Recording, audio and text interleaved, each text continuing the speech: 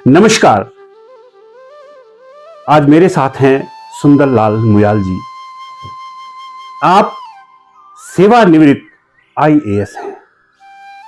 आपने उत्तराखंड के 3 जनपदों में जिलाधिकारी पद पर काम किया है।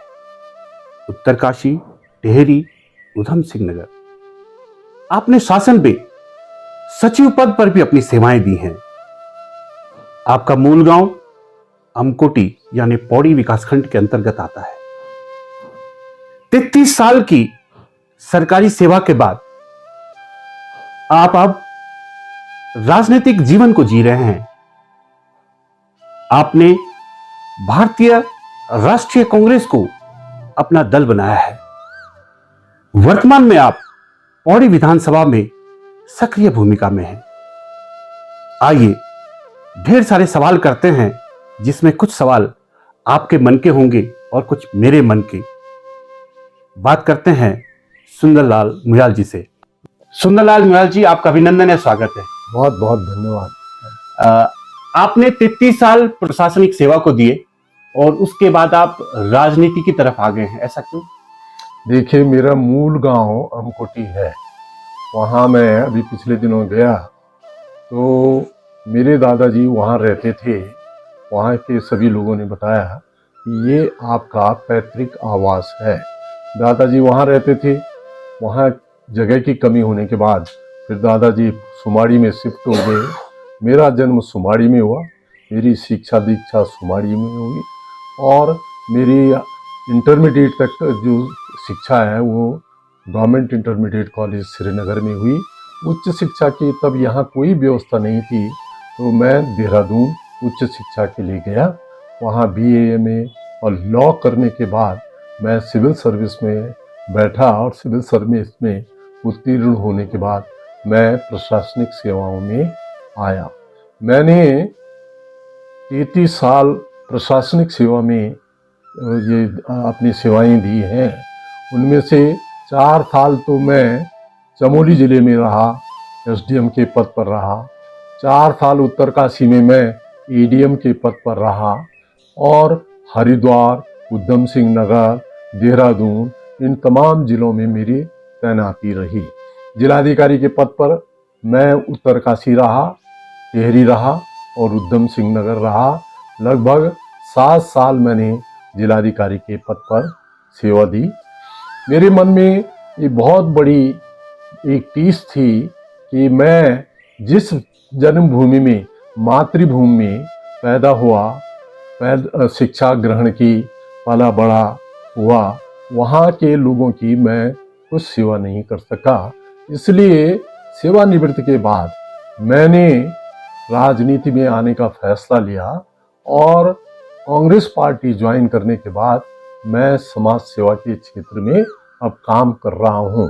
कांग्रेस के अधिकतर नेता हों, कार्यकर्ता हों, वो भारतीय जनता पार्टी में विलय कर रहे हैं, या ऐसे में भी आप कांग्रेस में ही टिके हुए हैं?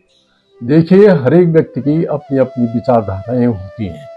मैं नेता नहीं हूँ और नेता कभी इधर कभी उधर जाते रहते हैं। वहाँ गए तो कुछ नेता इधर कांग्रेस में भी शामिल हुए, लेकिन मैं एक अधिकारी के पद से सेवानिवृत्त हुआ हूँ। इसलिए मेरी विचारधारा जिस तरह की है, कांग्रेस के विचारधाराओं के साथ मेरी विचारधाराएं मेल खाती हैं। इसलिए मैंने कांग्रेस पार्टी को ज्वाइन किया। पौड़ी विधानसभा में आप बेहद सक्रिय हैं, क्या चुनाव लड़ेंगे? देखिए, चुनाव लड़ना तो एक समाज सेवक के लिए एक आधार होता है कि यद्यपि मैं IAS अधिकारी रहा हूँ और शासन प्रशासन या जिला स्तर पर जो भी अधिकारी होते हैं और काफ़ी लंबा कार्यकाल मेरे उत्तराखंड में ही रहा है, इसलिए लगभग सभी अधिकारियों से मेरा संपर्क है। मेरे साथ बहुत से लोगों ने काम किया है और बहुत से लोग मुझे व्यक्तिगत रूप से भी जानते हैं। इसलिए लेकिन मैं ये समझता हूँ कि अगर मैं इस क्षेत्र का विधानसभा का प्रतिनिधित्व करता हूँ या शासन में और कोई उत्तरदायित्व मिलता है, तो मैं बेहतर सेवा इस क्षेत्र के लोगों की कर सकता हूँ। आपको क्या लगता है, पार्टी आपको टिकट देगी? क्योंकि आपके यहाँ बहुत सारे दावेदार हैं। देखिए, मैं 2011-12 से लगातार कांग्रेस में काम कर रहा हूँ। मैंने 2012 में भी प्रबल दावेदारी थी और उस समय ये लग रहा था कि मुयाल जी को टिकट लगभग फाइनल है। उसके बाद मैंने उस समय लेकिन टिकट नहीं मिला। मैंने पूरी मुस्तैदी से काम किया। इस समय भी मैंने 2016 में भी की, 22 में भी की, टिकट नहीं मिला। लेकिन मैं पार्टी के प्रति समर्पित हूँ और पार्टी के लिए काम कर रहा हूँ और करता रहूंगा। इस समय भी मैं मेहनत कर रहा हूँ, सारे क्षेत्र का भ्रमण कर रहा हूँ। उसके बावजूद भी यदि पार्टी सोचती है कि मुझसे कोई बेहतर कैंडिडेट और हो सकता है, मुझसे बेहतर जिताऊ कैंडिडेट कोई अन्य हो सकता है, तो मैं पार्टी के लिए काम कर रहा हूँ। क्षेत्र में भी जाता हूँ। मैं अपने व्यक्तिगत स्वार्थ के लिए कुछ नहीं, न मैं अपने लिए वोट मांगता हूँ लोगों से अपील, मैं केवल कांग्रेस को मजबूत करने के लिए लोगों से अपील करता हूँ। कुछ लोग आपकी उम्र पर सवाल उठाते हैं कि आप वयोवृद्ध हैं, कैसे पार पाएंगे? देखिए, वयोवृद्धि का तो प्रश्न है नहीं। जो लोग मैदान में है वो मेरे साथ दौड़ के दिखाएं। जितना मैं चल रहा हूँ पैदल जगह जगह, अगर उनकी हिम्मत है तो मेरे साथ आ जाए। अभी हम गैरसैंण गए थे उसके लिए, आंदोलन करने के लिए, घेराव करने के लिए। उस समय बहुत से लोग 4 किलोमीटर पहले उन्होंने, पुलिस वालों ने गाड़ियां रोक ली थी, तो 4 किलोमीटर देवरी खाल तक हम पैदल गए। तो बहुत से लोग वहीं पर रुक गए, जो दावेदार थे वहीं से वापस चले गए। नहीं हिम्मत हुई 4 किलोमीटर पैदल चलने की। और मैं तो फिर संघर्ष हो करके, पुलिस के साथ संघर्षरत रहते हुए, फिर मैं तो बैरिकेड पार करके भी आगे गया मिशन में। अपना घेराव करने का जो कार्यक्रम था हमारे बड़े नेताओं का। मुयाल जी, ये पौड़ी की जो सीट है ये पारंपरिक रूप से कांग्रेस की रही है, लेकिन पिछले 2 समय यानी 10 साल से भारतीय जनता पार्टी इस पे कब्जा करके बैठी है। कैसे छीन पाएंगे? देखिए, मेरा ये कहना है पौड़ी की जनता से, उत्तराखंड में सबसे शिक्षित हाईएस्ट लिटरेसी पौड़ी की है। और पौड़ी के लोगों का दायित्व है एक अच्छे, शिक्षित, योग्य और जो यहाँ की समस्याओं को सॉल्व कर सके, ऐसे व्यक्तित्व के आदमी को वो विधानसभा में भेजें तो यहाँ की समस्याओं का निराकरण हो सकता है। लेकिन मुझे बड़ा दुख है कि हाईएस्ट लिटरेसी होने के बावजूद ऐसे लोगों को विधानसभा में भेज रहे हैं जो कि 2 शब्द वहाँ कह नहीं सकते हैं, जिनको कोई जानकारी नहीं है। तो ऐसे लोग क्या समस्याओं का समाधान कर सकेंगे? जब सारे मुद्दों पर आप लोग मुखर नहीं होते हैं, चुप्पी साध देते हैं, ऐसा क्यों? नहीं, ऐसा तो नहीं है। हम मुखर हुए बहुत सारे। अंकिता भंडारी के कांड मामले में हमने सड़कों पर यहाँ आंदोलन चलाए हैं, कलेक्ट्रेट का घेराव किया है और समय समय पर ये आंदोलन हमने चलाए हैं। उसके अलावा अब ये देखो, गैस वैस की किल्लत हो रही है, हमने कलेक्ट्रेट में धरना प्रदर्शन का कार्य किया है। जो जितनी भी समस्याएं हैं उनके बारे में हम अपने पार्टी की तरफ से आंदोलन चलाते हैं, संघर्ष कर रहे हैं सड़कों पर। आपको क्या लगता है, आप मजबूत विपक्ष हैं या कमजोर विपक्ष हैं? नहीं, ऐसी बात तो नहीं। कमजोर विपक्ष तो नहीं है, कमजोर सरकार है जिसके कार्यकाल में तमाम लॉ एंड ऑर्डर ध्वस्त है। अंकिता भंडारी कांड हुआ, महिलाओं के प्रति दुराचार के तमाम मामले प्रकाश में आ रहे हैं और जितने भी मामले हो रहे हैं उसमें भाजपा के लोग इन्वॉल्व हैं। पौड़ी मंडल मुख्यालय है, यहाँ पर बार बार बात आती है कि पौड़ी कमिश्नर बैठते नहीं है या उनको पौड़ी बैठने का समय नहीं मिलता है। यहाँ पर बहुत बड़ी घटना हुई लेकिन तब भी वो नहीं आए। आप लोगों ने इस बात को मुखरता से क्यों नहीं उठाया? देखिए, हम इस मुद्दे को बार बार उठा रहे हैं, लेकिन ऐसा होता है जिसकी लाठी उसकी भैंस।